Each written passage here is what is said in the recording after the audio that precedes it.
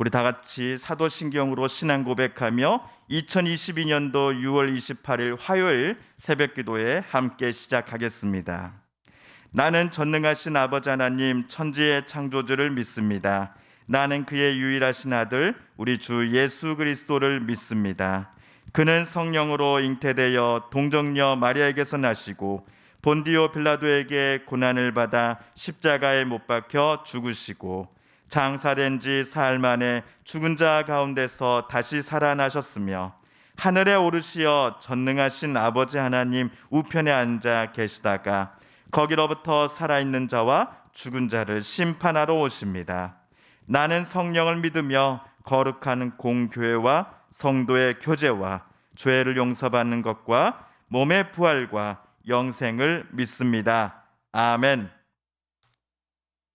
오늘 우리가 함께 읽을 기록된 하나님 말씀은 레위기 제14장 21에서 32절까지의 말씀입니다. 구약 167쪽경에 있는 레위기 제14장 21에서 32절까지의 말씀, 저와 여러분이 한 절씩 함께 교독하시고요, 32절 한 목소리로 함께 읽도록 하겠습니다. 먼저 21절 말씀을 제가 먼저 읽겠습니다. 만일 그가 가난하여 그의 힘이 미치지 못하면 그는 흔들어 자기를 속죄할 속건제를 위하여 어린 순양 한 마리와 소제를 위하여 고운 가루 10분의 1 에바에 기름 섞은 것과 기름 한 녹을 취하고 그의 힘이 미치는 대로 산비둘기 둘이나 집비둘기 새끼 둘을 가져다가 하나는 속죄제물로 하나는 번제물로 삼아 여덟째 날에 그 결례를 위하여 그것들을 회막문 여호와 앞 제사장에게로 가져갈 것이요 제사장은 속건제의 어린 양과 기름 한 녹을 가져다가 여호와 앞에 흔들어 요제를 삼고 속건제의 어린 양을 잡아서 제사장은 그 속건제물의 피를 가져다가 정결함을 받을 자의 오른쪽 귓부리와 오른쪽 엄지손가락과 오른쪽 엄지발가락에 바를 것이요 제사장은 그 기름을 자기 왼쪽 손바닥에 따르고 오른쪽 손가락으로 왼쪽 손에 기름을 조금 찍어 여호와 앞에 7번 뿌릴 것이요 그 손의 기름은 제사장이 정결함을 받을 자의 오른쪽 귓부리와 오른쪽 엄지손가락과 오른쪽 엄지발가락 곧 속건 제물의 피를 바른 곳에 바를 것이며 또 그 손에 남은 기름은 제사장이 그 정결함을 받는 자의 머리에 발라 여호와 앞에서 그를 위하여 속죄할 것이며 그는 힘이 미치는 대로 산비둘기 한 마리나 집비둘기 새끼 한 마리를 들이되 곧 그의 힘이 미치는 대로 한 마리는 속죄제로 한 마리는 소제와 함께 번제로 드릴 것이요 제사장은 정결함을 받을 자를 위하여 여호와 앞에 속죄할지니 나병 환자로서 그 정결 예식에 그의 힘이 미치지 못한 자의 규례가 그러하니라. 아멘.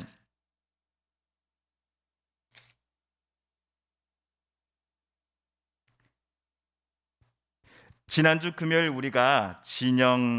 우리는 진영 밖에서 머물러 지내던 악성 피부병에 감염되었던 사람이 다 완치가 되었을 때 그가 진영 안으로 다시 들어오기까지의 과정과 규례들에 대해 살펴보았습니다. 제사장은 직접 진영 밖으로 나갔습니다.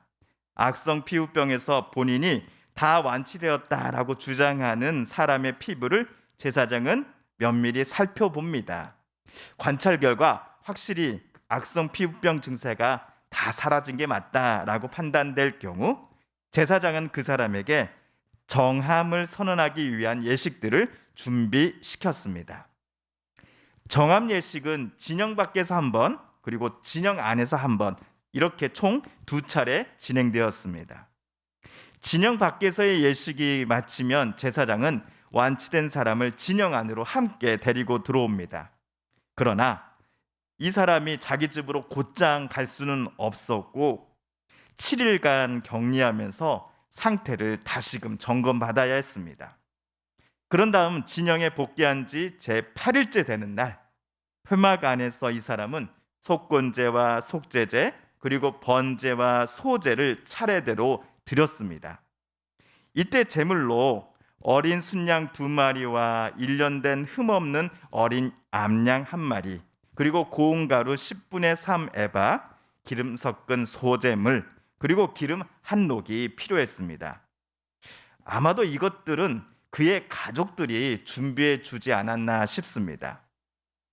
여기까지 모든 예식과 제사 절차가 끝이 나고서야 완치된 사람은 그리운 집에서 사랑하는 가족, 친지, 이웃들과 재회할 수 있었습니다.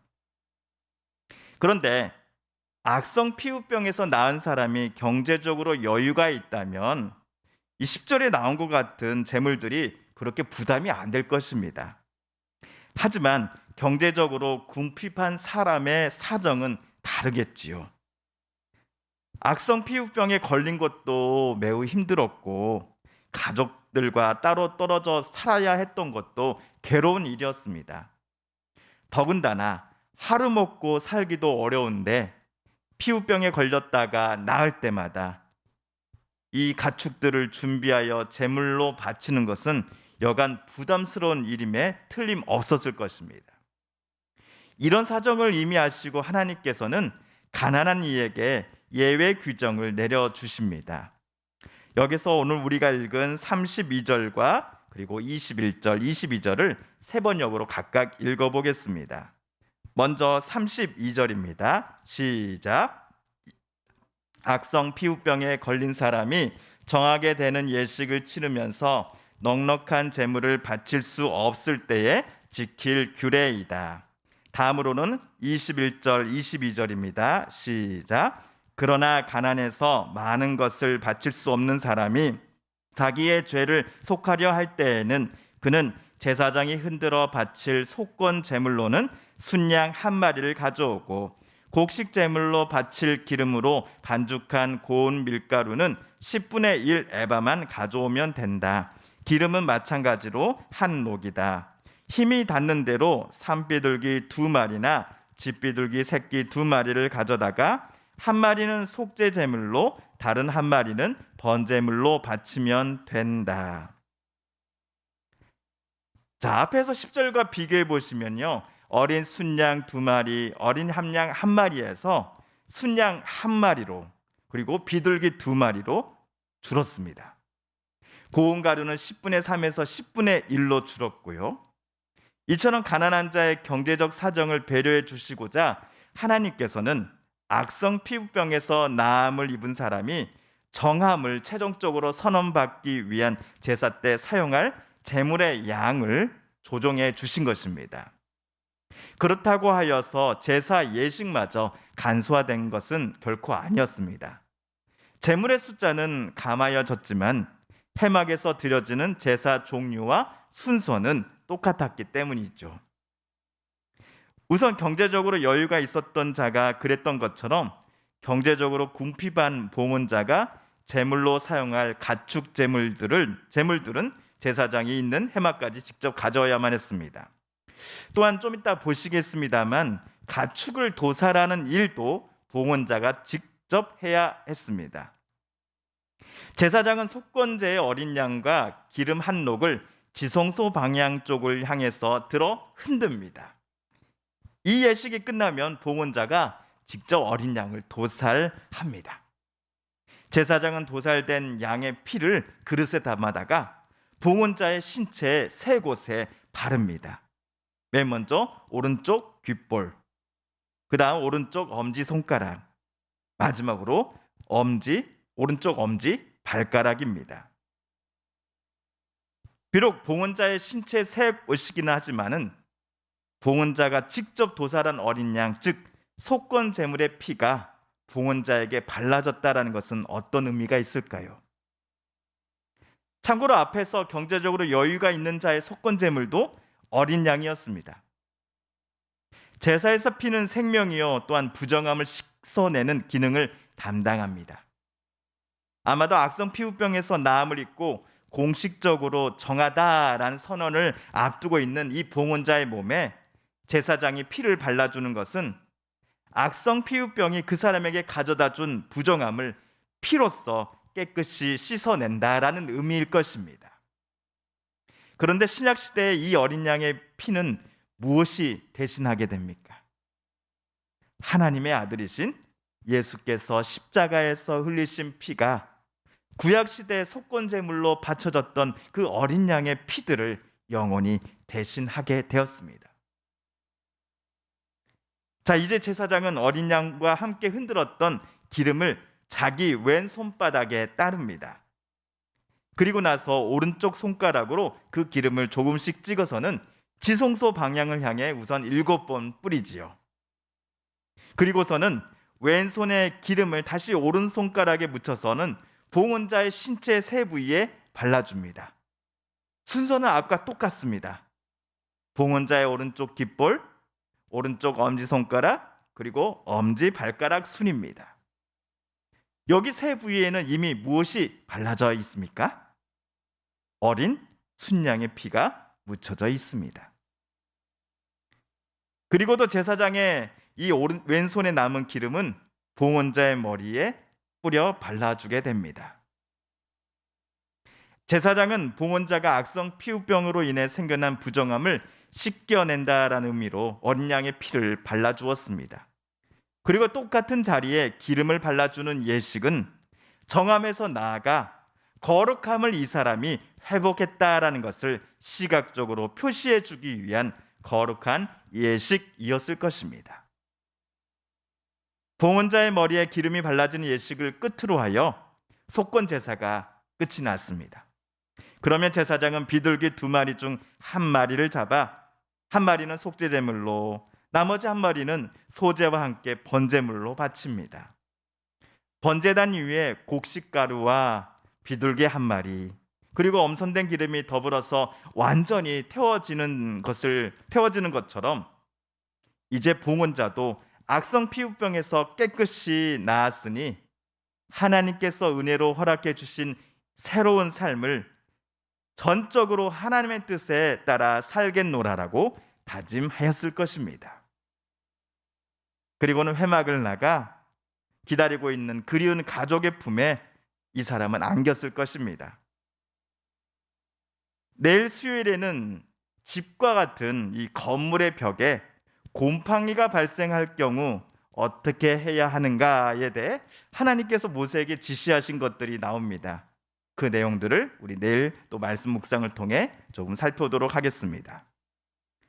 주님께서 가르쳐 주신 기도를 드리며 오늘 새벽 기도의 말씀 묵상을 마치겠습니다. 하늘에 계신 우리 아버지, 아버지의 이름을 거룩하게 하시며 아버지의 나라가 오게 하시며 아버지의 뜻이 하늘에서와 같이 땅에서도 이루어지게 하소서.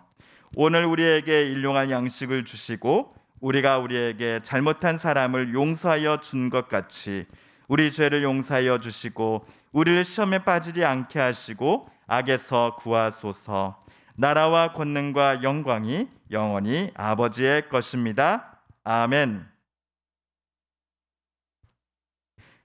사랑하는 성도 여러분, 성삼위 하나님께서 레위기 말씀을 읽고 묵상하는 우리의 마음 열어주시고 또 오늘 말씀 속에 새겨진 하나님의 음성과 뜻을 또 하나님의 은혜를 우리로 하여금 깨닫게 해주셨으니 우리가 깨닫고 다짐한 바대로 오늘 하루도 살아가게 해달라고 이 시간 하나님 앞에 기도드리길 원합니다.